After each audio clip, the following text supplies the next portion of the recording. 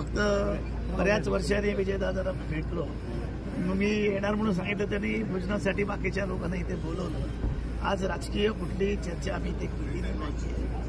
पण ही भूमी अशी आहे अकलूजची, इथे महाराष्ट्राच्या राजकीय घडामोडींमध्ये अलाटणी देण्याची कामगिरी या भूमीने केलेली आहे. माझी अपेक्षा आहे याच्यापुढे ती व्हावी एवढंच.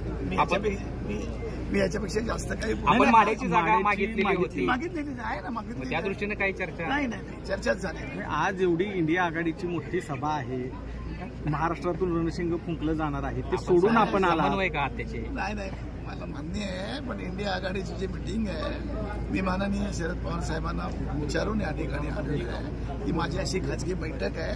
मी आज गैरहजर राहणार आहे. पवार साहेबांनीच पाठवलं. पवार साहेब कशाला पाठवतो? मला कोण पाठवू शकतं? पाठवलं नाहीये. पण आज महाराष्ट्राच्या दृष्टिकोनावर इंडिया आघाडीमध्ये प्रमुख म्हणून पवार साहेबांकडे आम्ही बघतो आणि पवार साहेबांचे आदेश पाळतो. 2 नंबरला आम्ही उद्धव ठाकरे यांना त्या ठिकाणी अधिकारवाणीने सांगू शकतो किंवा ते आम्हाला अधिकारवाणीने बोलू शकतात. पण मला वाटतं की या ठिकाणी राजकारणामध्ये पुढल्या 10-15 दिवसामध्ये संपूर्ण मोठा बदल होईल एवढंच सांगतो. ओके.